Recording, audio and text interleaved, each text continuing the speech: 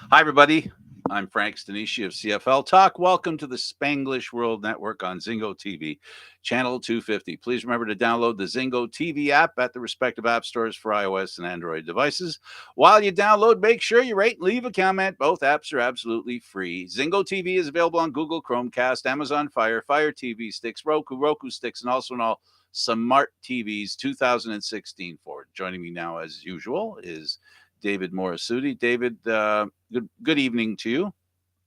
Thank you, and good evening to yourself. I was just okay. So the Leafs were ahead 2-1, and then it was 2-2, and now it's 3-2 for the Leafs. So anyway, I just thought I'd throw that in for sports fans, Toronto sports fans. Big game for the Toronto Maple Leafs tonight against a team that there's a good chance that they might be playing in the playoffs. So excitement for hockey, excitement for soccer. Canada, you want to real quick talk about the group they're in. You haven't had a chance to talk about that. We Yeah, talk about all kinds of football here.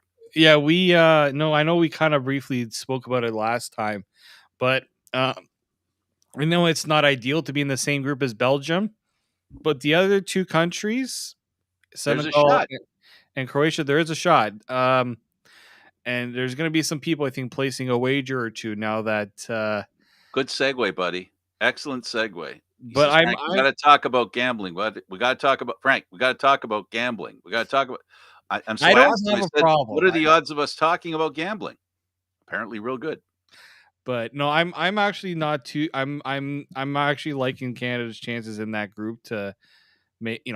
I think my friend said a friend of mine said if they go 1-1-1, They're that's through. they should go through. I said if they can beat, I mean, I think there's a chance they could beat maybe Senegal. I don't know if they can beat Croatia. Croatia's got some good players playing for pretty good teams, but yeah, no, I don't mind the group considering the what the other groups were like. It could have been better, and it Yeah, could of have been course. worse. You could have ended up with Germany. Yeah, no, he could have ended up with that group B, the group of death. Mhm. Uh, One group that over. right, and Anyway, so so the odds there for the team to do well are good. Confidence is high. As you know, in every sport, before you actually play the first game, you know, with soccer, it's a there's a term in soccer which is very big: build up. Well, yeah, in soccer, there isn't only a build up during the game. There's a build up before the game, after the game. Soccer is always being played for different reasons, and one of the reasons why Canada is so good, they have places to send great Canadians, and that brings us to the Canadian Football League. We have an opportunity in the Canadian Football League to bring in global players. We haven't talked about them. After we talk about the gambling, we can talk about the global players. I just wanted to give you a heads up before we yeah, talk. whichever way you want to go. So let's go with the gambling, and now that it's soup to nuts, now it's no longer a specific roadmap for how you can gamble. Now it's open ended. Yeah, no, it's officially. You could bet, but you couldn't bet. Like there were restrictions on what the betting was like. I think the biggest change. I mean, the biggest one right now is I can go on my phone and place a wager on an application versus having to go through like my computer or going through a mobile website, which are not exactly user friendly on a phone. But it's a big this is a big thing in Ontario. I mean, Canada, Ontario, when it comes to betting in this country. And I think if you're the CFL right now, be glad that all these other sports have a bit of a like you got months to kind of prepare yourself to have the necessary content Hmm. to get people enticed on putting money on and betting on the CFL, because that's the thing, right? You People can bet on the CFL all they want, but what everyone craves is what are the odds? What are the best plays that you can do? I know that TSN usually does a pretty good job of that. I think Derek Taylor was doing a lot of that work. So maybe we'll see him do more of that. That's going to be, I think, a big thing. You're going to, I mean, Frank, maybe you and I will have to dabble into some gambling. I'm a poor sport when it comes to losing, so it's best for me not to gamble. I'm a poor I don't I don't I'm not a gambler. I guess it's, the frugality brought into my system from my parents. I came by it honestly. But mind you, in the family, I have not gonna name names in my family, but I have some really big gamblers. I'm talking casino trips every weekend. So it's in my blood. I just, it's best I don't get started. I'm worried I'll turn into one of them, and that's that's a scary thing. So just to clarify, since 1985, gambling's been allowed in Canada, but only parlay betting, which is Yeah, not game single gambling. sports betting was not allowed. Right. So now to amplify what you were saying, now you can bet on what time the national anthem is going to start. Yeah, I'm making a joke, but in my first attempt I mean, I have placed wagers before, but my first attempt to do it with these new programs or new sports books that are out, they're still a bit limited. They're not completely there yet. Like I couldn't bet on. I mean, there's certain things that I'm sure that when it kind of opens up a little more when we get into it more, yeah, you can bet on the anthem for the Grey Cup or certain events, because first off, you have to be able to watch said events to be able to have a proper gauge of the timing of it. Yeah, but the big one here is if I wanted to put X amount of dollars on the Leafs to win tonight, I can. I don't have to put the Leafs and a bunch of yeah. other teams just to make money. Mm. Um, Although if you're betting on the Leafs to win, sometimes it's like throwing money down the drain. Definitely not a predictable team. CFL betting is going to be another story though, because That's what I wanna talk about. This is CFL show. Let's talk about yeah, CFL betting. And and from our perspective, how do we see gambling in the Canadian Football League? Well, first of all, right now we have a situation in the Canadian Football League. The cap is pretty serious. We have a cap for coaches and such, which in my opinion, it creates a situation where um, betting on possible winners is going to be is easier in the Canadian Football League than it is in any other sport because they have an additional drag to a team's success, and that is the management cap team. If a team doesn't have the right coach or the right management team on board, correcting that during a season is extremely difficult. yes, no, I would agree with that, So and that's one thing gamblers can use as sort of a, the trends for teams are more predictable in the Canadian Football League. So that's going to be interesting. yeah, for sure, and yeah, I think trends are going to be a big one. I think player props are going to be another big one, right?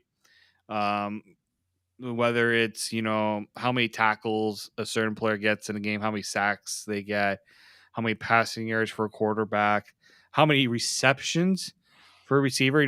Some people put yards, but I think receptions is going to be another big one. This is also the CFL's chance to expand on their statistics, right, and Right. tracking that information. Um, I I think that's going to be the big one there because in order to be able to provide it, I mean, to provide right now, most people are just going to be betting on games at the moment until the CFL has all the logistics in place to expand on certain things that you could bet on in, let's say, if we're looking at other football leagues in the NFL, right? Um, I Oh, like did, gambling on field goals in the Canadian Football League. There's going to be more opportunities to do that. yeah, and that's a big one is live in-game gambling, right? Right. Where you bet what's the next score going to be? Is it going to be a punt?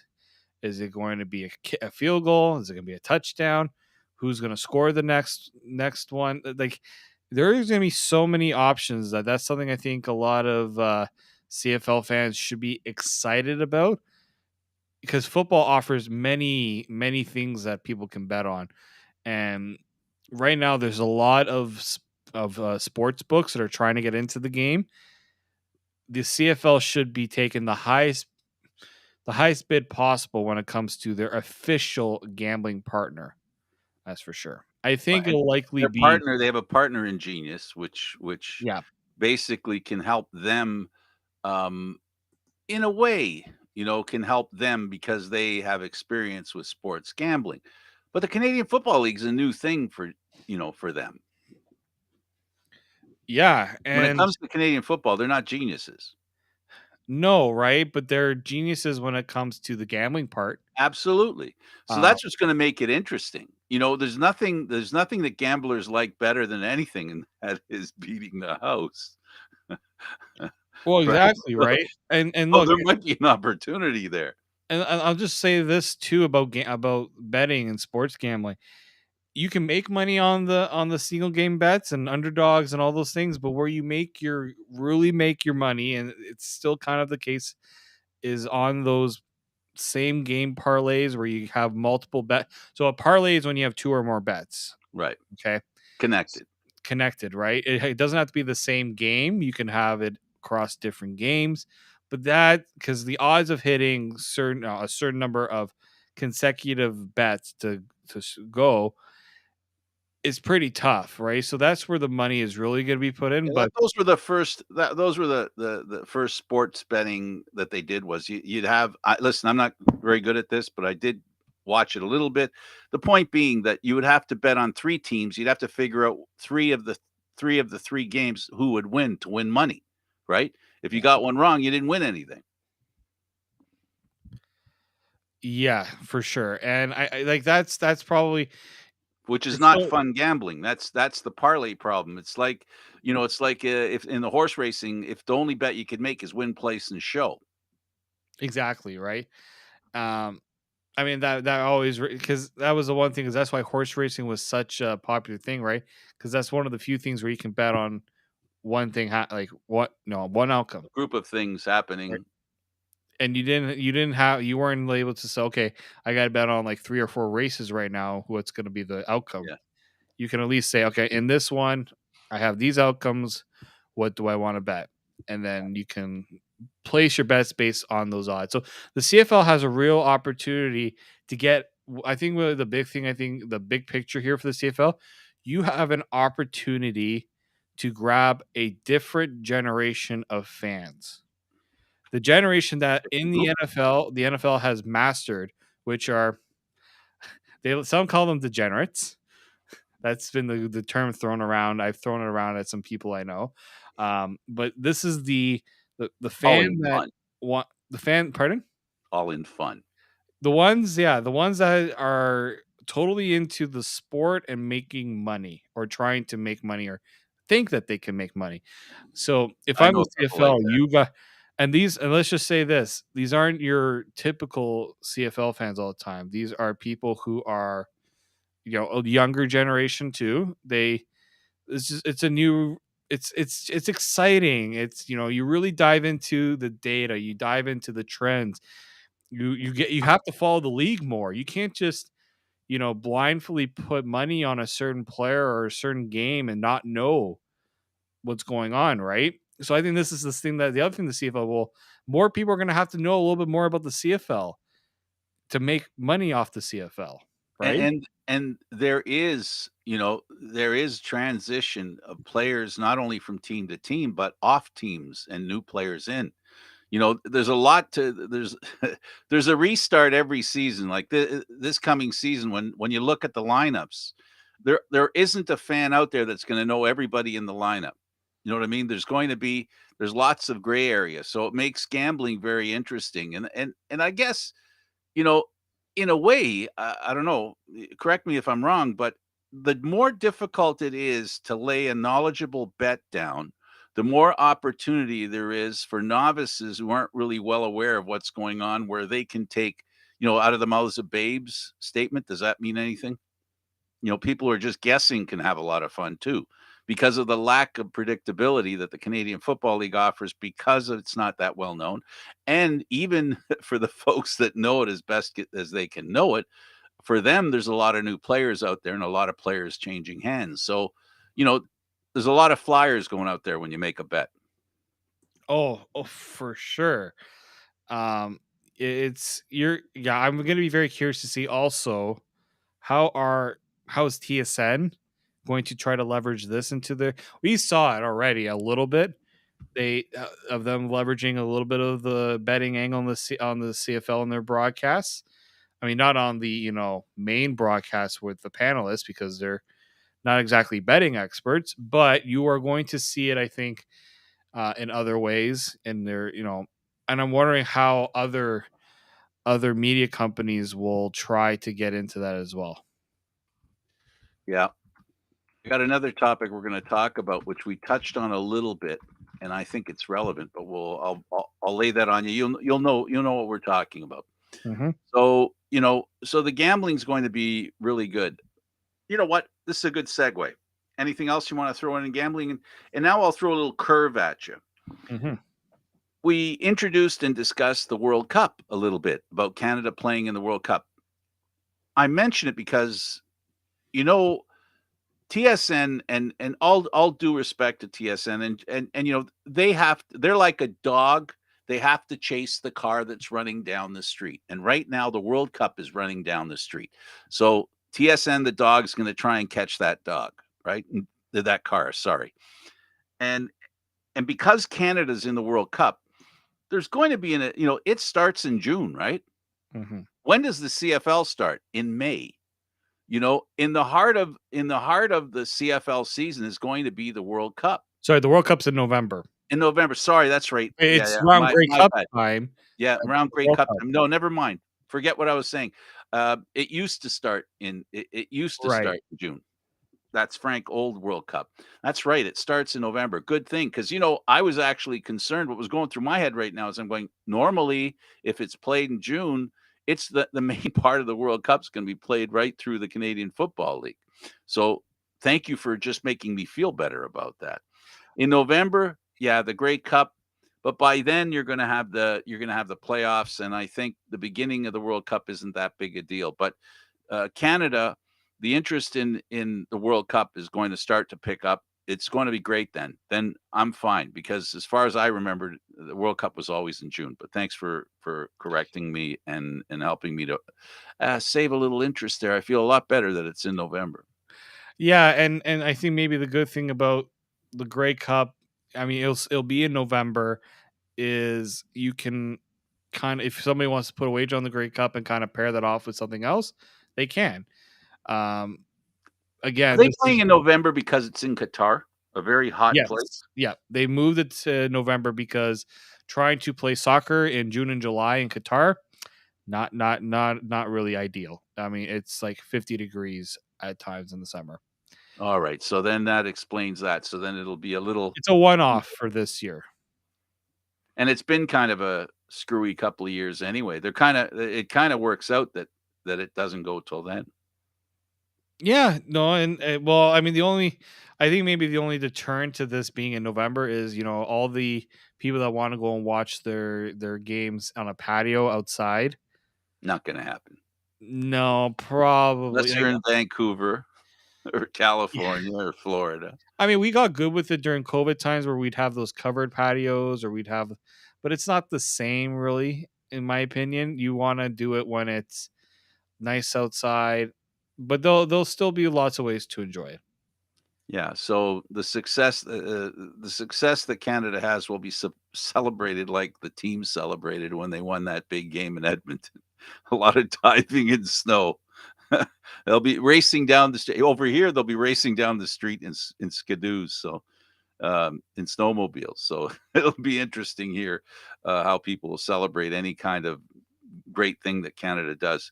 Yeah, so the Canadian Football League dodges a bullet then. Good. I'm glad They because do it. they They do it didn't in a way, need yeah. they didn't need to have the World Cup happening at the same Well, time. especially also with the Blue Jays and For me, it's Canada being there. That's yeah. that's the part that's the part that concerns me with the Canadian Football League, to be up against the Canadian national soccer team and the CFL at the same time. It's going to be interesting anyway when it does happen. As far as the Canadian Football League's concerned, the other thing is when you were talking about your betting, they're going to be able to bet on things. Will there be a rouge this game?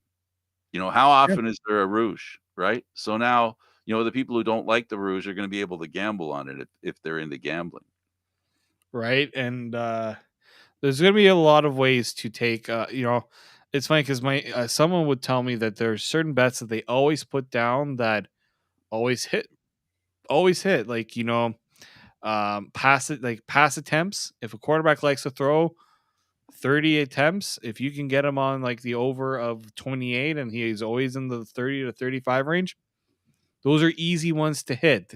They don't necessarily pay out as much, but it's one of those that you can parlay it with something else. Like if attempts plus how many catches a receiver makes. Like there's ways to make a lot of money off of different things. The Rouge one is a tough one, just because it's kind of a random event that you're also hoping happens more so than not. Um, but yeah, no, there's gonna be so many ways that you can take advantage of this new initiative. And yeah, I think it's gonna be good that fewer eyes will be on. There will be less. The other thing too is during those summer times, people are going to be looking for things to bet on, right? And in summer in Toronto, there's only three sports. It's baseball with the Blue Jays. There's soccer, right, with MLS, and then there's CFL football. Yep, Toronto, Those are really the Vancouver, only Montreal. three things that you can put money on to really take advantage of this new initiative. And well, it'll be interesting to see if this can lead to maybe a low. I mean, the CFL projected that this would do a lot for their revenue. Time to see if that's actually going to be a thing. We're going to find out. Yeah, for sure. Now, speaking of gambling, the league has decided to enter into risky behavior in moving a game to the East Coast. It's always been, how shall I put this? Um, well promoted, right? It's been promoted well. It gets there. Um, there's been a lot of fun involved in getting the game over there. But one of the drawbacks, and I have a lot of season ticket holder friends here in Toronto, who are totally they're upset about the fact that they lose a home game. Why do you think the Argos are the ones who constantly, and this isn't the first time, right? And I doubt it'll be the last time, that the Argos give up a home game. And not only do they give up a home game, you and I both know that Saskatchewan on July 16th, if they came to Toronto, would be one of their best attended games here in Toronto because of them. And now that's one game that Toronto's losing. So this is part of the reason is um they know Saskatchewan's a big draw when it comes They to travel really well. visiting fans. So that's why probably Saskatchewan's in there. For the Argos case, the one thing I can think of is when you give up a home game, you have to make back the money that you're going to lose from that. Okay. So I think that what the CFL is saying here is we'll guarantee you X amount that you would have gotten from your ticket revenues, from everything else. This is what we're going to get. This is how we're going to buy you out of your home game. And that's, I think, for the Argos, considering their attendance issues, they'll take it. They'll just know that game, the CFL is paying us X amount of dollars, or the league is compensating us this amount for giving up this home game. Uh, Speaking of attendance, the Argos attendance is moving on schedule. Looks like they'll have more people there. They haven't as yet gotten to the point where resubscribing is being discussed. Fans haven't had a chance yet to the deadline for becoming a season ticket holder again, rolling your season tickets. That hasn't. So we'll see how that goes. But I've heard from insiders in the Argos that they're happy with the way attendance is improving. They'll do better than they did last year, which admittedly is a low bar. yeah, that I mean, what really is, yeah, they can do better, but how much better, right? What's the increase? Sure, I will say this, an increase is always welcomed, right? Considering it wasn't a banner year for the CFL when it comes to entertainment value in some cases. Not always. I think there were some entertaining games last year, don't get me wrong. But yeah, it still continues though to be a struggle when you see the fans kind of bring up the same issues that are coming about, which is how are you marketing this game? It's so hard that when you had a year that you had last year, and it's always tough to market the CFL in the off season because there's not everyone waits until kind of the season starts, right? This is not like any other league where interest is, there's constant talk about the team, what they've been doing from the end of the season till now. It's going to be a big rush when you start seeing the, training camp happening and you get a better idea of how the roster is going to look, preseason games. So, yeah, it's going to be tough right now because you're trying to get new tickets, season ticket holders, but a lot of the fans are going to be like, I don't know if I want to commit because I don't know what the team's going to be like. Well, we're gonna find that out. Back to Touchdown Atlantic, it'll be taking place at Acadia University, um, on Raymond Field in Wolfville, Nova Scotia, and they'll be upgrading the seating by 7,000 so that it rises to 10,000. So they're hoping to sell 10,000 tickets to the game, which uh, which is a distinct possibility. Now, there will be a lot of support for the people that are putting together the team that's going to be in Halifax. I believe it's going to be there.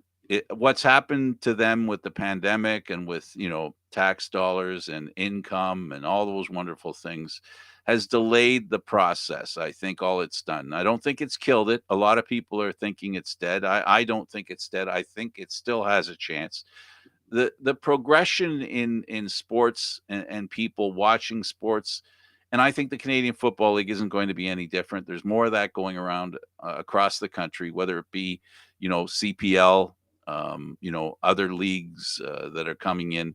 I think they'll get a chance to do it, and I hope they do.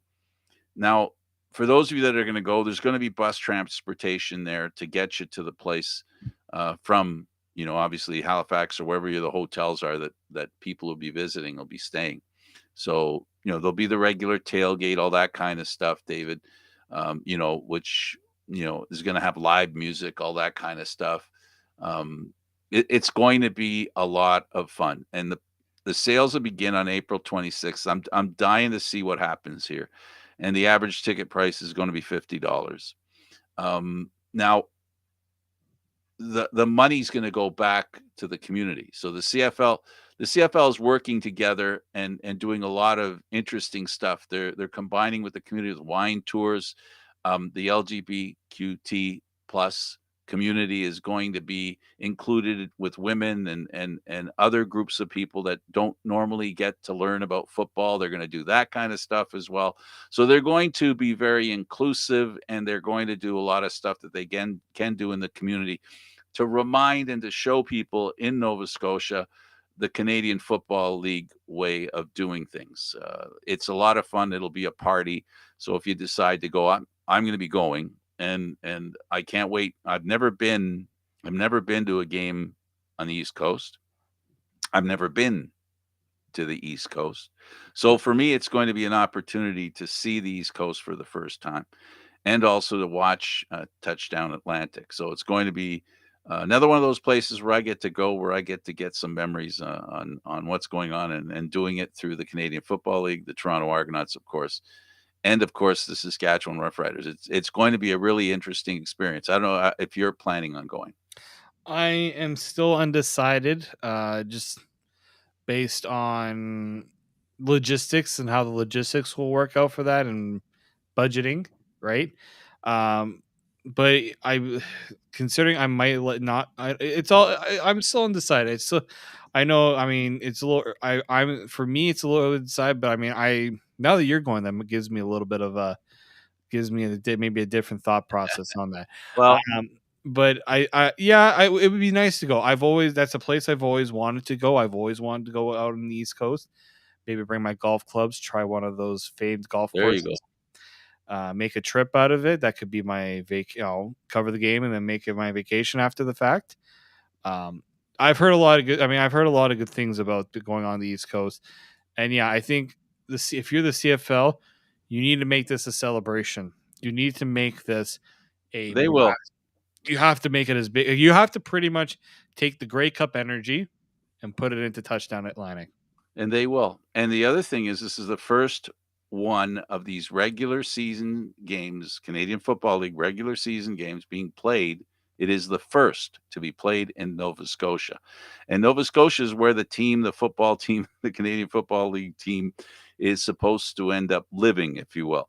Many of the games were played in places like Moncton, at St. Mary's University. So they were on the East Coast, but they were never in Nova Scotia. So this is really interesting. It's going to be, Nova Scotia is the more populated area, on the East Coast, and Halifax is the big city. So we'll get to see how the big city, uh, East Coast big city, takes to the Canadian Football League. Here's hoping that it works out really well.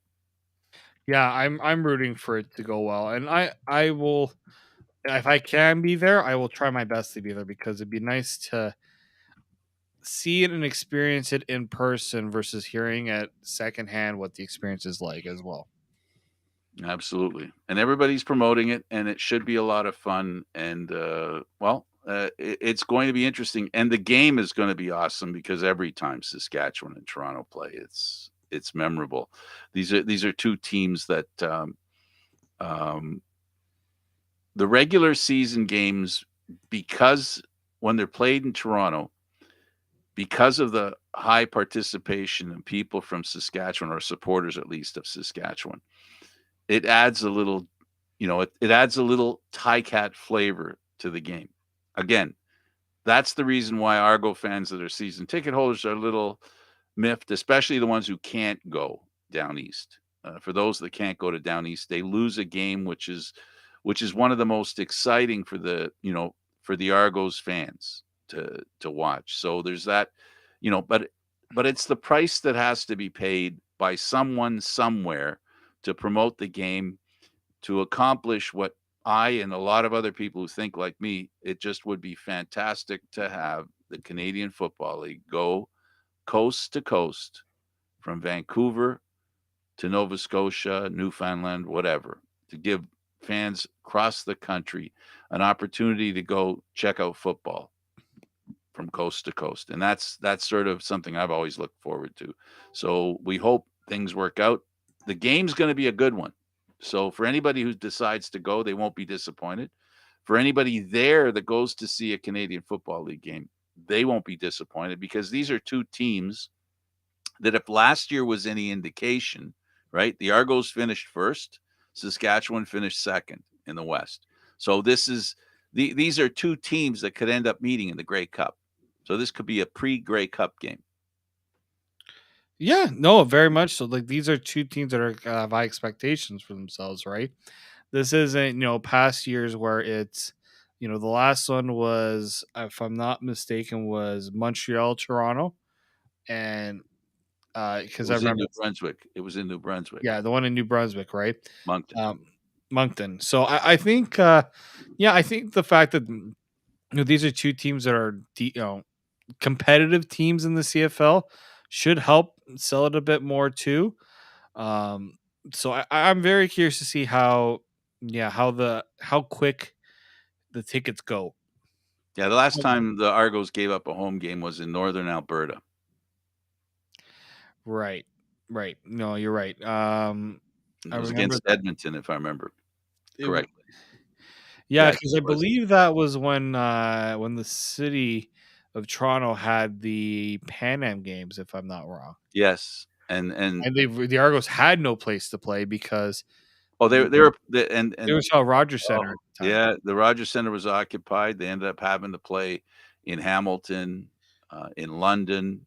They had their exhibition games in London. Yeah. It was a real, oh my goodness. They played a home game in Ottawa that year.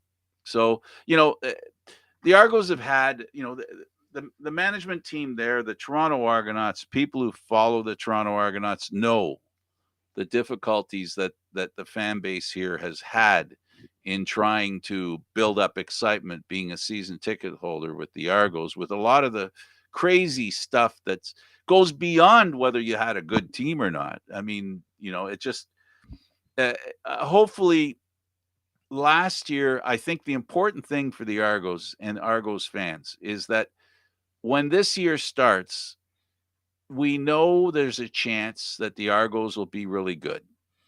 You know, we saw it happen.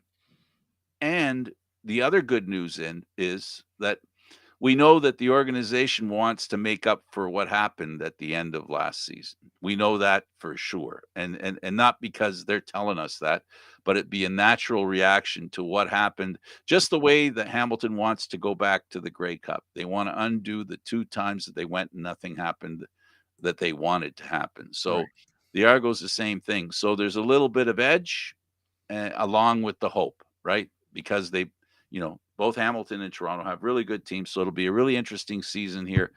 Then they're going to have that series, which basically is what they play 4 games in 5 weeks. It's going to be interesting.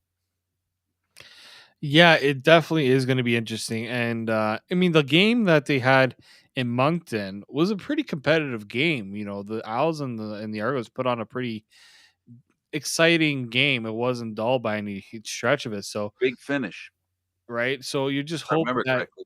yeah, it was a. I think the Argos just lost. Like it Yeah. was like the Argos had a chance at the end to pull away with the win. So it's gonna be interesting if if the entertainment is there. And what's the reception after the fact? Like, you're gonna have to hope that the CFL is gonna push to gauge the interest of Nova Scotia to one day have a team, and how quick can it happen? Can they reopen that the stadium talks again, and can they find that interested owner?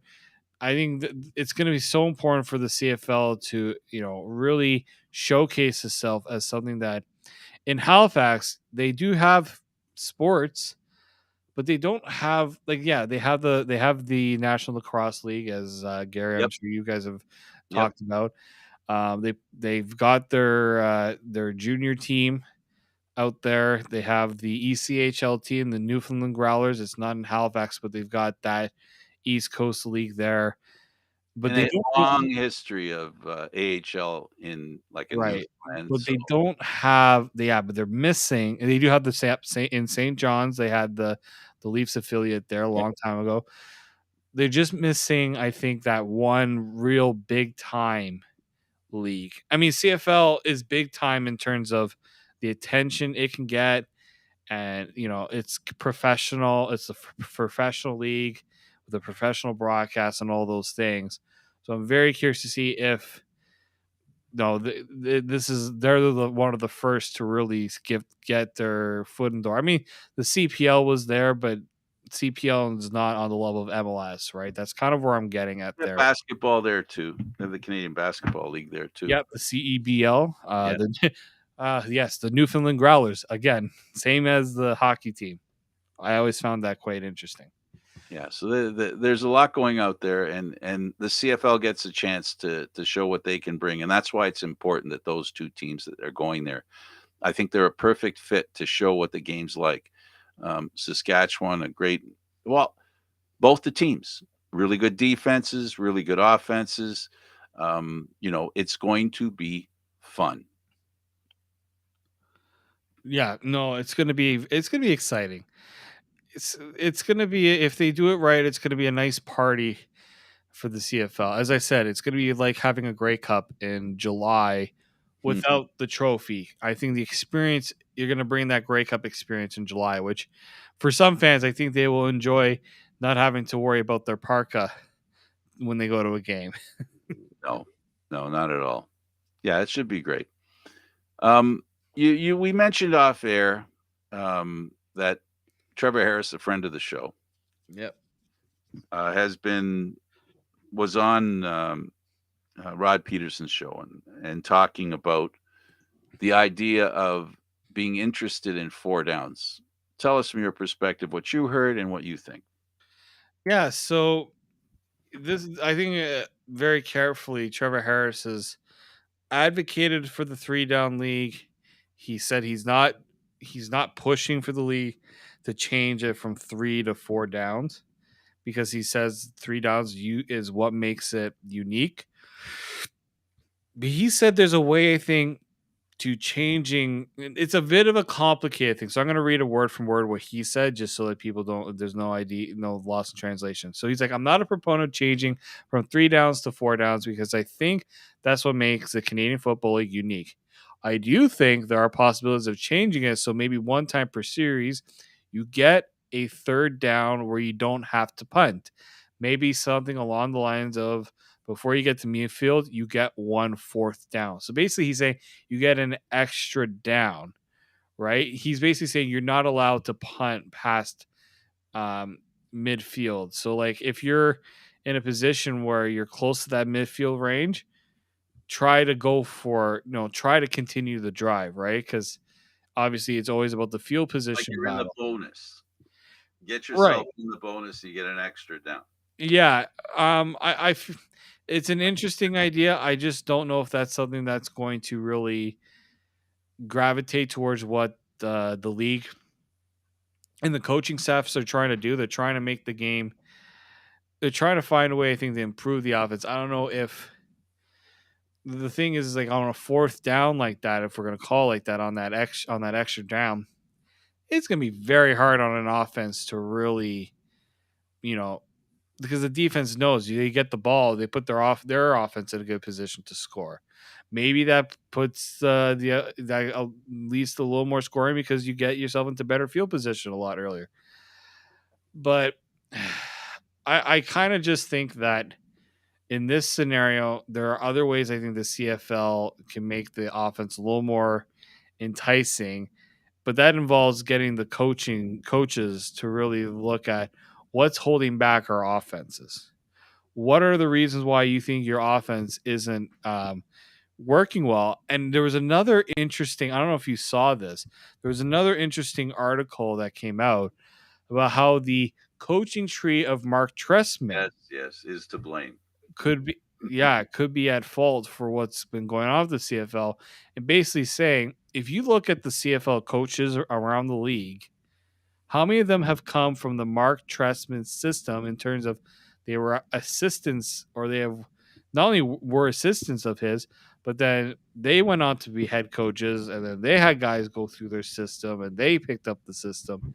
And Mark using Trestman, the West Coast offense. yes, a system that doesn't exactly lead to a lot of big time plays, high scoring games. This is Short passes. short passes, efficiency, and doing enough so you don't lose the game in some cases. Ricky Ray excelled in the Mark Trestman system, but Ricky Ray was also the other type of quarterback that could throw for 300 yards in the game and could make those big throws because he was so accurate. But no, I do think that a lot of We people are saw it in saying the Grey Cup in 2017. They were playing that game. Trestman was the coach, and that's the game they played. They made a couple of big plays that turned the game around. a couple plays that also worked a little more in their favor because of The weather the condition. weather and the Yeah. conditions. But I think the what is interesting here is maybe it's not exactly the league rules that need to change, but maybe more so how coaches approach the game, right? Well, that's ultimately that's what it comes down to, and I've always been, and I've always said that it also has to do with they've got to I think teams spend more money when you consider the value of a quarterback, right, by himself. The value of the quarterback is extreme. They cost a lot of money. Yeah. But I don't think you spend more money on offense than you do on defense. I think you spend more. The CFL spends. I've not seen anybody put it together, but it would not surprise me that teams concentrate on a better defense Yep. because we're all sold on that story about winning, right? So the only thing I can see is that there has to be almost, and it's not fair to defensive players, there almost has to be a pushing of spending money on offensive players more now than they have before, to ensure that the offensive players are much better. Number one. Number two, The offensive lines, I think a lot of people, a lot of experts talk about that being the issue, is that when you put 4 Americans against 4 Canadians, as good as Canadians have got at other positions, and they have receivers, running backs, and now this year we're going to see BC. Right now, they're thinking of 2 quarterbacks. The better that the Canadian players have gotten in different positions, offensive line has been a static thing. Not that they haven't gotten better, but they haven't gotten better to keep up with the best defensive line members in the Canadian Football League. So there's an inherent dominance, right, of defense over offense in the Canadian Football League.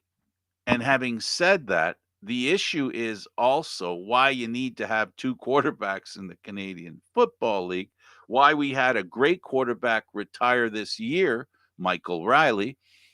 The quarterbacks aren't looking that good because they're only human. You know, if they're always under threat, and if the defenses have control of the trenches, that makes the quarterback's life a little more difficult. And that probably plays into why the West Coast offense works, because it's basically a hurry up offense. It's, Yeah. snap and pitch, snap and pitch, snap and pitch, right? So that, I think there has to be something done about the imbalance between the defensive line and the offensive line. If we really want to see the scoring go up, ultimately, that's what's holding back a lot of the entertainment in the Canadian Football League. You can talk about how blue you can talk till you're blue in the face with me and tell me how great defenses are and how football fans understand the importance of defense.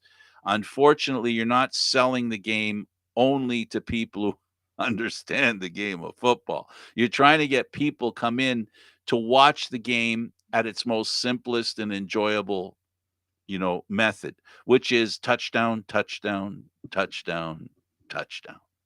Yeah, this is why I've always appreciated Bo Levi Mitchell, because Bo Levi Mitchell, not really about those safe plays. He's going to try to make those big throws and make those big plays. Um, it's also, I think, why, And he's a great example of what we talk about when we talk about injuries. The right? quarterback. Yeah, and also, yeah, how many quarterbacks in the CFL do you think want to go for those big? The Argos, I mean, for the longest time, we say, man, they really can't make those big throws. Well, part of the reason is they're not given the time. It's all about timing. If they have to rush the throw, they are not going to convert on them as often, because it's all about timing, right? The receiver needs that time to break out away from the defender, or break it, where he's going in his route to get to the football. How many times do we see them miss that? What So, about, this is just something that just creeped into my head. This is crazy, this thought, and people will laugh me off the air here, but I'm gonna say it anyway. What if you dropped a defensive player off the lineup or added an offensive player? um, that's an interesting one. Do we do it so that, does it benefit the offense to have that 1 yard of separation? That, and also if that extra player was an extra member of the offensive line. Yeah. No, I also kind of think maybe the one area of the game that you don't. I mean, you- purists would go nuts. They would go ballistic. So here's what I think. Maybe you don't put when it comes to the ratio, you tell teams you don't have to start you know what? We don't want you starting all your Canadians on the offensive line, because it actually You're devalues, heading towards my territory. If right? there's a way to create an advantage for offenses, I really think, and I'm not against defenses. I love defense. I love defensive football. But what I love even more is offense and people being entertained, just for those 2 reasons, offense and its entertainment value. Mhm. Yeah, I mean, I'm not saying that you want to put the defense in such a disadvantaged position, but it's the same thing. It's the same issue that baseball's having right now, where pitchers are overpowering hitters. What are you doing to take? Because the pitchers, all they're doing is they're getting bigger, they're getting stronger, so they're throwing the ball harder, and they're getting more spin and getting more strikeouts. I'm sorry. Yeah, I like. Look what they did. If you're a baseball purist, starting a guy on second base in extra innings? Oh, yeah. What? What? That's also because I'm sorry, baseball with all To these end the game. 14, yeah, like these 12, 13, 14 inning To games. end The the game game. is so long in 9 innings. Luckily, football doesn't And have. why is that the case? Because they don't want to torture fans. You know, you go to see a winner at the game. As much as it sounds like fun to being at the baseball game that starts at 7:05 and you're still playing at 1:05, as wonderful as that sounds and as memorable as it is, you want to, time is important to people, right? They got to catch trains to go home. The trains don't go on all night. All these lovely things. Teams, we know the obvious where they talk about teams that have to catch flights to go to the next game.